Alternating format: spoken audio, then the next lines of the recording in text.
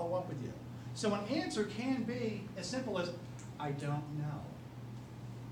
Why are we searching already? 5 more minutes. Not in dog speak. She said the intro. That's right. I just can't even introduce myself yet. But the reality is when you ask a question, the question can be, I don't know. So what is there to fear in getting asked any question? You either know the answer or you don't. If you don't, say I don't know, offer to research and find the answer, and then follow up. Easy. If you hear a who, what, when, how, or why, you know the type of answer they're looking for, right? You know the type of question they're in, the information they're looking for. You've already whittled it down based on who, what, when, how, or why, or where. And if you've actually listened to everything they said, you know exactly what they're looking for. Math is a wonderful thing. I love math. Math is great. I love calculus too. Calculus is great. What's 1 plus 1? 2. The rest of it didn't matter. Yes. He heard it, so if I said, but is that a calculus proven equation? I'm not sure. Yeah, no one knows. Well, the two scientists did prove that actually 1 plus 1 equals 1 point like 999999999 because that's what scientists do. But you get the point. There's no question you're going to ask. And so, well, why are they asking me? Because they think that you can provide a piece of information that they don't have. And they chose you because you might have that piece of information. And if you do, what do? Share it gladly. And if you don't have the information, what do? You try to find out. Well, sometimes you say, no, I don't have it. Because you're driving down the street, you see 2 cars in a wreck. And somebody, oh my God, did you see that? No. There's nothing less for you to do because that's dead in the water because there's nothing you can find that out. So identify, is this something I can even do some research on? No, I did not see that. But you gotta listen to the question. Listen to the question. No one is going to set you up for failure. You're not going to go to a business meeting and be asked a question that your boss or your coworker doesn't think you can answer. No one is going to ask you a question if they do not value your opinion, your insight, or your experience. And that goes back to what we talked about last week about confidence.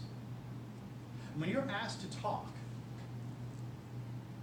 if you don't have the confidence from yourself, take it from others. Monica, Nick, said, Tom, can you talk about this? I don't know if I really can. That's not true, I'm just pretending. I don't know if I can, I don't have the nerves, but they think I can, so golly, I'm going to do it. I'm going to borrow their confidence and use their confidence wisely. Make sense? Yeah. So even if you don't have the confidence in yourself to answer with enthusiasm, use the confidence and the trust that the person is giving you to say, I think Juliet can answer this question. I'm going to ask her because I want a great answer. Juliet, how the heck is Romeo? And she's going to say he's ousted. Except for that whole little poison thing, he's probably dead. No, I shouldn't. But again, I'm trusting that she's going to give me an answer. No one's going to set you up for failure. No one wants you to fail. And oftentimes at work, people are going to ask a question. They know the answer. They want validation. So they're also coming to you and saying, please validate me. So your confidence and your knowledge is giving someone else even greater confidence. These are all happy things. When you're asked a question, celebrate the fact that you have been sought out. Your knowledge, your wisdom, your insight, your experience is so unique and so valued by others that they're selecting you to guide their world. That's a beautiful thing. Don't be intimidated by being asked a question. Embrace it and enjoy it. Knowing that if you have an answer, you're a hero. Knowing that if you don't know the answer, you're like everybody else. But you're going to be better than most people because you are going to take the time to do the research, find the answer, and you're going to follow up. And it's the following up that's going to be a superstar. I will say this. If you offer to follow up and don't, that's worse than giving a made-up answer. Nothing is worse than, will you marry me? Let me get back to you. And then she ghosts you. I'm not bitter. Get the point? Monica's going to stand up here, which is, I thought I was doing it, but please do, because I don't have any questions. I'm going to make them up as I go, because I make up everything.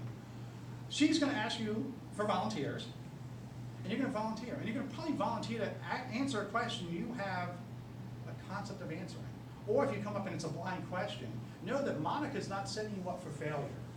So if Nick comes up and says, I will answer a question, I don't know, I don't need to know what it is, but I trust Monica enough to know that she's going to give me an opportunity to shine.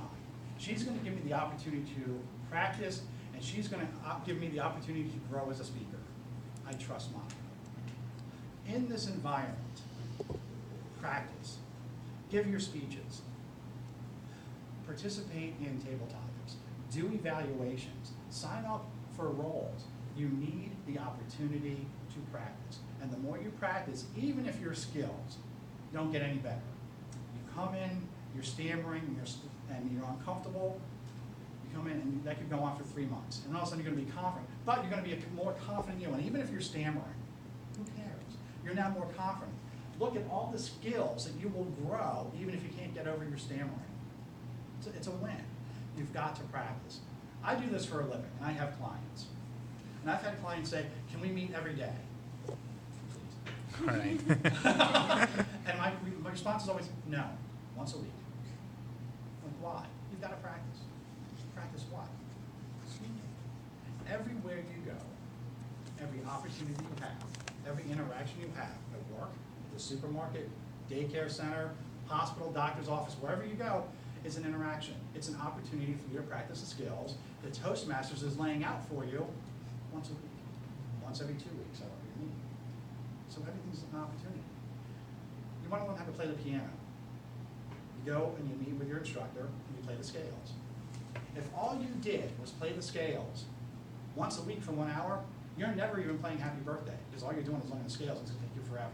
Embrace all the opportunities you have to speak, here and in the real world, and have fun with it. Because you all know the answers to the questions you will be faced with. You all have the confidence within yourself, and if you don't have it, take it from others and use it wisely.